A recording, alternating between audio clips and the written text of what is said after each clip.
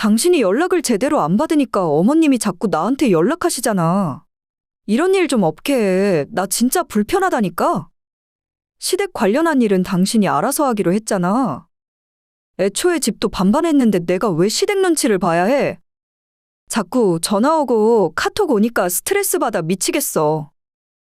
오늘의 이야기 속 주인공은 60세 김씨 이야기입니다. 그리고 그녀의 며느리에 관한 이야기죠. 김씨는 아들이 나이가 차면서 며느리가 생기면 어떻게 지내면 좋을까 하는 생각을 많이 해봤습니다.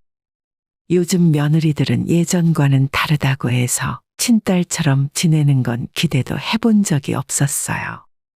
김씨 역시도 그건 그것대로 불편할 것 같기도 했거든요. 하지만 이렇게 연락조차 주고받지 못할 며느리를 맡게 될 줄은 몰랐습니다. 수시로 전화를 하는 것도 아니었고, 며칠에 한 번 간단한 카톡 하나 보내는 것조차 진절머리를 치는 며느리였고, 자기 필요할 때만 연락했기 때문에 더욱 가증스럽게 느껴졌습니다.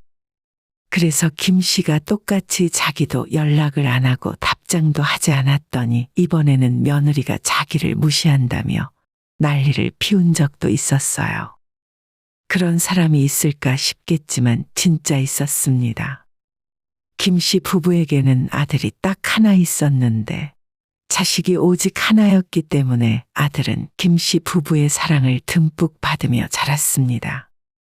어려서도 그랬지만 나이가 들어서도 친밀한 부모 자식 관계를 유지했고, 아들은 좋은 대학을 나와 이름만 들으면 알만한 대기업에 들어갔어요. 직장이 다른 지역이라 대학 졸업 후에 독립을 했었고, 그래봤자 차로 1시간이면 갔기 때문에 주말마다 자주 찾아가 볼 수 있었습니다. 그리고 아들은 30대 초반이 되었을 때 결혼 상대가 있다며 여자친구를 집에 데려와 소개시켜 주었어요. 며느리의 직업은 간호사였고, 결혼 전에 인사하러 왔을 때 한 번, 그리고 상견례 때 본 뒤로 결혼식 전까지 얼굴을 볼 수가 없었습니다. 아들의 말로는 수줍음이 많아서 그렇다고 하는데, 김 씨가 보기에는 오히려 무뚝뚝한 면이 많다고 느꼈어요. 그래서 살가운 성격이 아니라는 건 진작부터 알고 있었습니다. 그래, 너희들 신혼집은 어디로 구할 예정이냐? 가급적이면 우리 집이랑 멀지 않았으면 좋겠는데.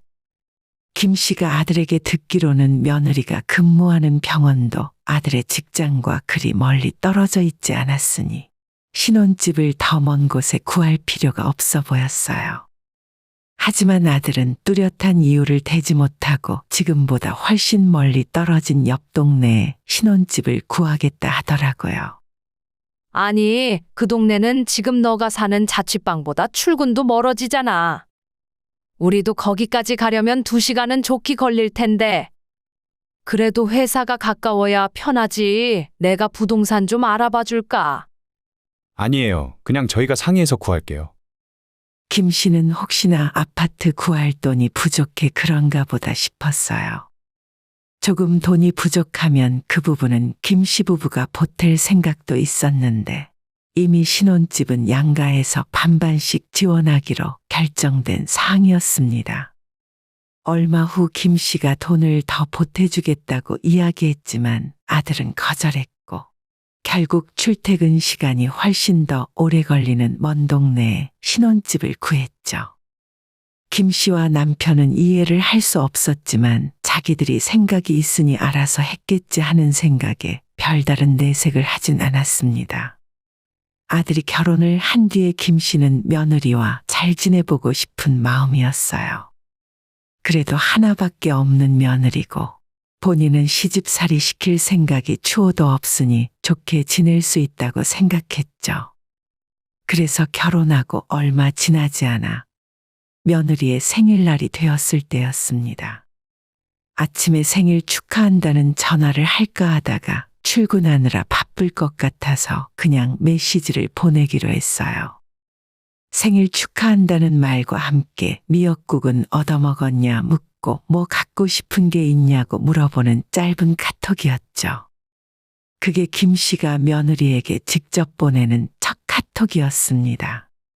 하지만 아무리 시간이 지나도 답장이 오지 않았고 며느리가 간호사니까 일을 하느라 바빠서 확인을 못할 수도 있다고 남편이 말했어요. 나중에 연락이 오겠지 하고 며느리 줄 생일 선물을 고르기 위해 백화점을 갔다 왔는데 하루가 다 지나고 저녁이 되어도 답장은 오지 않았습니다. 선물은 아들 집으로 택배를 보내놨는데 아무리 기다려도 연락이 없는 게 이상해서 아들에게 전화를 걸어보았죠. 네, 엄마 무슨 일이세요? 며느리 바쁘니? 연락이 안 되네. 오늘 아침에 생일 축하한다고 문자를 보냈거든. 아, 방금 퇴근하고 집에 왔어요. 지금 씻고 있는데 많이 바빴나 봐요. 아, 그러니? 생일이라 뭘 사줄까 하다가 기초 화장품 사서 보냈어.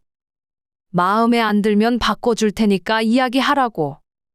알겠어요. 제가 그렇게 전달할게요.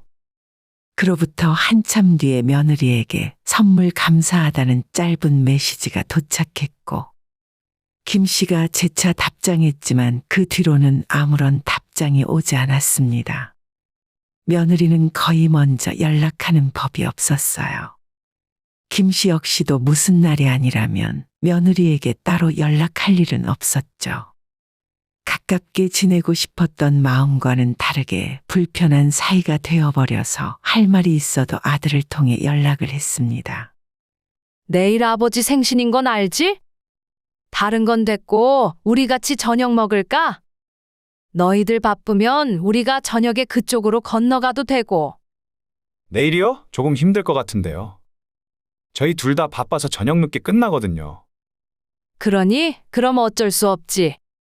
남편의 생일이었는데도 며느리에게서 생일 축하 메시지 한 통 오지 않았습니다. 아들 내외는 결혼하고 몇 달이 지났는데 얼굴 한 번 볼 수 없었어요. 가까운 거리는 아니었지만 그렇다고 못 만날 정도로 멀리 사는 것도 아니었는데 참 멀게 느껴졌어요. 어쩌다가 뭔가 물어볼 게 있어서 며느리에게 메시지를 보내면 며칠을 대답을 하지 않다가 단답으로 답장이 오는 것이 대부분이었고 더 이상 대화를 이어나갈 수도 없었습니다. 며느리에게는 친밀하게 연락을 주고받기는 힘들겠다고 판단했죠. 그래도 사람의 성향이라는 것이 있고 개개인이 다 다를 수 있기 때문에 큰 문제라고 여기진 않았습니다. 그래서 김 씨도 남편도 굳이 며느리에게 먼저 연락을 하지 않았고 할 말이 있어도 아들에게 하곤 했어요.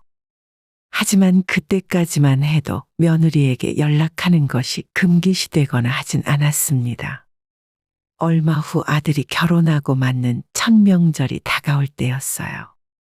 아무리 그래도 사돈댁에 선물은 보내야지. 당신이 주소 좀 물어봐봐.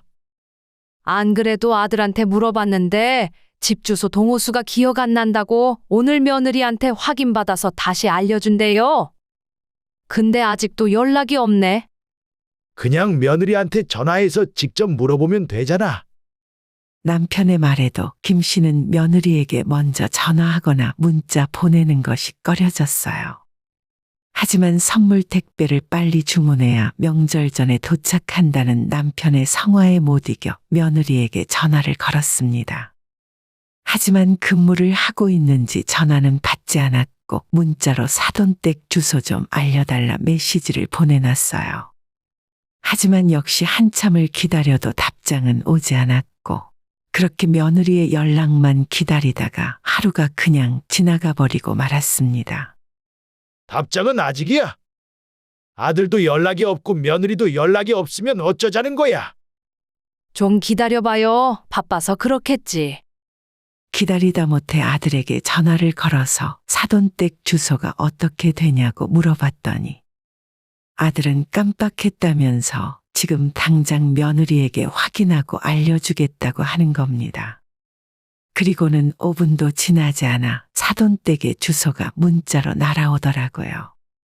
아들의 메시지를 보고 더 황당한 기분이 들었습니다. 아들 역시도 며느리에게 물어보고 답장을 한 것인데 아들이 하는 연락은 몇 분도 안 되어 받았으면서 시부모의 전화와 문자는 하루가 넘도록 응답조차 없었으니 말이죠. 만에 하나 핸드폰을 못 받던 거라면 지금이라도 김 씨의 부재 중 전화나 문자를 확인했을 텐데 끝까지 답장은 오지 않았습니다. 아무리 생각을 해도 자신한테 문자 답장 정도는 해야 하는 게 아닌가 하는 찜찜함이 계속 남았어요. 그리고 다음 날 아들이 먼저 김 씨에게 전화를 걸어 이렇게 말을 했습니다. 앞으로 물어보실 일이 있으면 저한테 연락 주세요. 그 말에 김 씨는 며느리가 연락을 불편해 하는 듯해서 섭섭했습니다. 김 씨가 시도 때도 없이 연락해대는 것도 아니고 결혼해서 지금까지 연락한 것이 몇 번 되지도 않았거든요. 그래 알겠다. 연락 안 하마. 며느리 입장에서 불편하다는데 어쩔 도리가 없었죠. 그렇게 생각하는 며느리에게 김 씨도 더는 연락할 생각이 들지 않았습니다. 이대로 멀어진다고 해도 말이죠. 그렇게 지내다 보니 아들이건 며느리건 남보다도 연락이 드문 사이가 되고 말았습니다. 2년 정도의 시간이 지난 후에 며느리는 아이를 낳게 되었어요. 아들에게 태어난 아이의 사진을 받았고 김 씨 부부는 한참을 고민하다가 며느리에게 고생했고 축하한다는 메시지를 보냈습니다. 처음 보낸 메시지는 시간이 지나도 확인을 하지 않았고 김 씨가 며느리에게 축하의 의미로 용돈 100만 원을 보냈더니 그제서야 감사하다는 짧은 답장을 받아볼 수 있었습니다. 김 씨가 며느리에게 몸조리 잘하고 조리원에서 나오면 아이 보러 가겠다고 다시 메시지를 보냈지만 역시 답장은 돌아오지 않았어요. 3주의 시간이 더 지났고 조리원에서 퇴원한 지 시간이 꽤 지났는데도 아들과 며느리에게 먼저 연락은 오지 않았습니다. 김 씨 부부는 태어난 손주가 너무 궁금했지만 사진도 거의 보내주지 않았어요. 아들에게 전화를 걸어 손주 보러 가도 되냐 물었지만 지금은 아이와 산모 둘 다 휴식과 안정이 필요하다고 하면서 다음 달에 오라 하더라고요. 그렇게 손주 얼굴 한 번 보는 것도 힘들었고 첫돌이 될 때까지 고작 2번 보러 간 것이 전부였어요. 손주를 보러 아들 집에 찾아가도 어쩐지 며느리 눈치를 보게 되었습니다. 바보가 아닌 이상 며느리가 김 씨 부부를 반기지 않는다는 것은 알 수가 있었어요. 그러다 보니 아들 집인데도 가시방석에 앉아 있는 것처럼 불편했고 큰 마음 먹고 찾아가도 2시간을 채 있지 못하고 돌아왔습니다. 아들 장가 보내고 나니 얼굴 보기도 힘드네. 손주 크는 것도 제대로 못 보겠고. 돌아오는 차 안에서 남편이 서운함에 투덜거렸지만 김 씨도 속이 많이 상해서 할 말도 없었어요. 아들이 결혼한 지 2년이 훌쩍 넘었지만 얼굴을 마주본 것은 10번도 채 되지 않았습니다. 그러다 보니 저절로 알게 되었어요. 아들 부부가 굳이 직장에서 먼 곳에 신혼집을 얻은 이유는 직장이 중요한 것이 아니라 김 씨네 집에서 멀어지는 것이 목적인 듯 했습니다. 만약 그런 이유가 아니었더라도 그렇게 생각하도록 만든 아들과 며느리에게 섭섭한 마음이 들었어요. 며느리의 태도 덕분에 어느 정도는 적응이 되어 있었지만 앞으로도 이런 아들과의 거리에 익숙해져야 한다고 다짐했죠. 하지만 그렇게 거리를 두던 아들과 며느리는 상황에 따라 태도가 달라졌어요. 엄마, 서인이 하루만 맡아주실 수 있어요? 하루 동안 우리 집에서 재우라는 말이야? 네, 결혼 기념일이라 둘이서 1박 2일로 어디 좀 다녀올까 싶어요. 애 엄마도 그동안 많이 지친 것 같아서요. 알겠다. 토요일에 맡기고 일요일에 데려갈 거지? 네, 맞아요. 그럼 엄마가 봐주시는 걸로 알고 있을게요. 갑자기 자기들 놀러 간다고 아이를 봐달라는 부탁을 하더라고요. 아이에게 이유식을 먹여야 한다며 여러 개의 통이 담긴 가방을 주고 갔는데 김 씨가 보기에 뭐가 뭔지 도무지 알 수가 없었습니다. 남편이랑 둘이 끙끙 머리를 싸매다가 며느리에게 전화를 걸어 물어보기로 했지만 며느리는 절대 전화를 받는 법이 없었습니다. 결국 그때도 아들을 통해 물어봐서 문제를 해결했고 김 씨 부부는 슬슬 며느리에게 괘씸하다는 생각이 들기 시작했어요. 그 뒤로도 아들 부부는 주말마다 아이를 맡기러 찾아왔고 김 씨는 손주를 봐서 좋은 마음도 있었지만 아이를 봐주고도 제대로 고맙다는 인사조차 받지 못해서 섭섭한 마음도 있었죠. 한참 후 역시 토요일에 아이를 맡겼다가 일요일에 아들이 와서 손주를 데려갔는데 깜빡하고 아이 이유식통을 집에 두고 간 일이 있었습니다.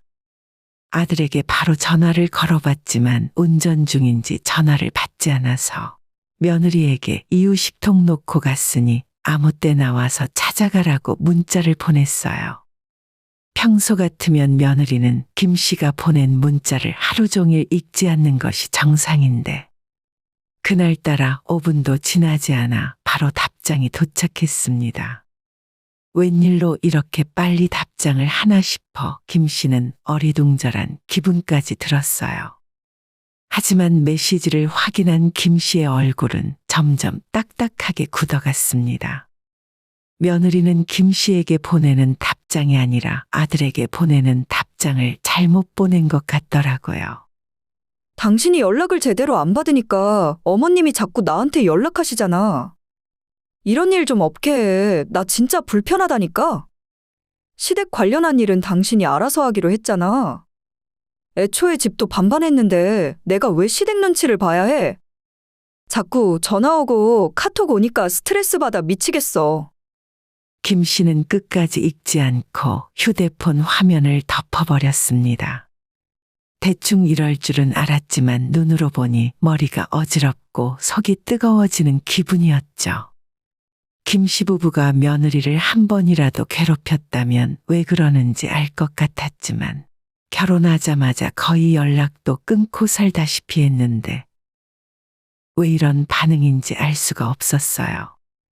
적어도 다른 며느리들처럼 최소한의 예의는 지키고 살아야 하는 것이 아닌가 싶었습니다.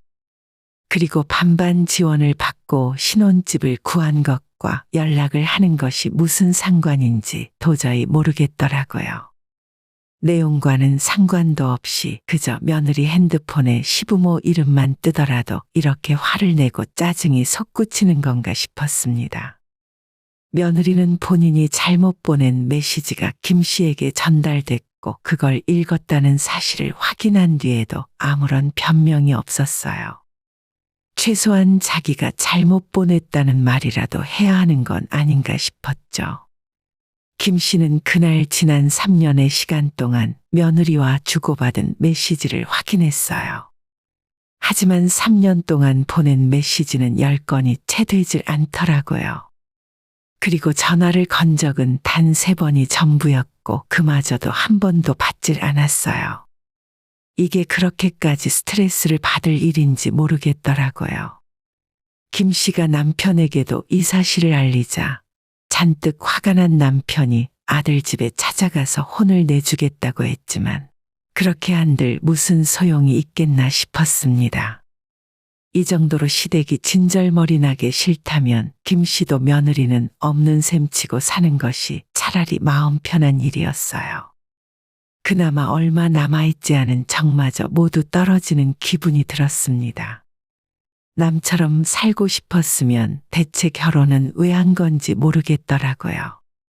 며느리는 그 이후로도 연락이 없었고 아들은 무슨 일이 있었는지도 모르는 듯 다음 주 주말이 되자 아이를 맡기겠다고 김 씨에게 메시지를 보냈습니다. 오후에 아이를 데리고 가겠다는 아들의 문자를 보자 김 씨는 헛웃음이 튀어나왔어요.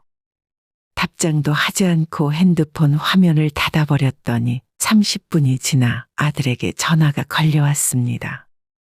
그리고 아들의 전화도 받지 않았어요.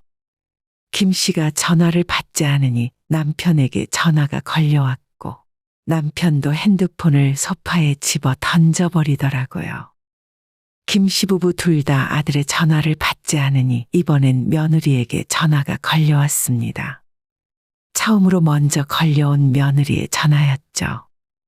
과연 뭐라고 말을 할지 궁금했지만 며느리의 전화도 받지 않았어요. 그러자 한참 뒤에 이번엔 초인종이 울렸습니다. 애는 맡겨야겠고 전화는 받지 않으니 무작정 집으로 찾아온 모양이었죠. 문 열어주지 마라. 남편은 김 씨에게 단호히 이야기했습니다. 하지만 김 씨는 아들 며느리에게 문을 열어주었죠. 그렇다고 해서 집안에 들일 생각은 추호도 없었습니다. 현관문을 열었더니 손주를 안고 있는 아들과 며느리가 보였어요. 아니, 왜 집에 계시면서 두 분 다 연락을 안 받으세요? 맞아요, 어머님. 저희가 문자도 보냈고 전화도 드렸는데 답장도 없으시고. 내가 너희들이 문자 보내면 답장을 해야 하니? 어차피 서로 불편한 사이에. 엄마, 그게 무슨 말씀이세요? 불편한 사이라니. 나한테 그런 소리 할 필요 없고 서인이 엄마한테 물어봐라. 김 씨의 말에 아들은 어리둥절한 표정을 지었고 며느리는 사색이 되어 있었어요. 이럴 줄 모르고 여기까지 찾아온 건가 싶었습니다. 너는 부모랑 연락하는 게 그렇게 부담스럽고 싫은데 애는 왜 맡기러 찾아왔니? 참 이기적이네. 그게 아니고요, 어머님. 그때는 제가 실수로. 그래, 아들이 아니라 나한테 보낸 건 실수였겠지? 그 마음까지 실수는 아니었을 거 아니야? 앞으로는 손주 맡아줄 생각도 없고 모든 건 네 뜻대로 해라. 우리는 무슨 일이 있어도 너희들한테 먼저 연락 안 할게. 대신 너희도 그렇게 해다오. 나도 아들 며느리 손주까지 싹 없다고 생각하고 살게. 엄마, 그게 무슨 말이에요? 너도 애 엄마가 우리 연락하는 것조차 싫어하는 걸 몰랐다고는 안 하겠지? 너도 며느리랑 똑같은 거야.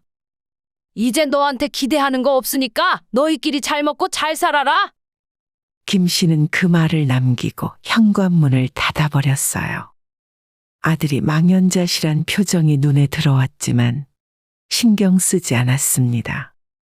그날 이후로 아들은 물론이고 며느리에게도 사과 메시지가 매일 날아왔지만 김 씨 부부는 철저하게 무시해버렸어요.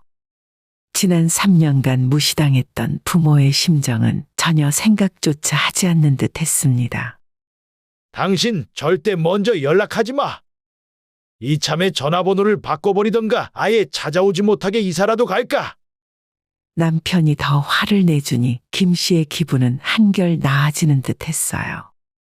휴대폰 번호를 바꾸거나 이사를 가진 않았지만 현관 비밀번호도 바꿔버렸고 휴대폰에서 아들과 며느리는 차단해버렸습니다.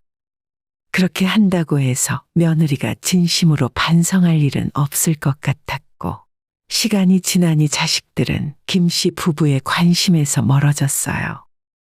불효막심한 자식은 잊고 부부의 인생을 즐기며 살기로 다짐했습니다. 오늘의 영상은 여기까지입니다. 이 글을 보신 모든 분들의 노년에 웃음과 행복만 가득하기를 기원합니다.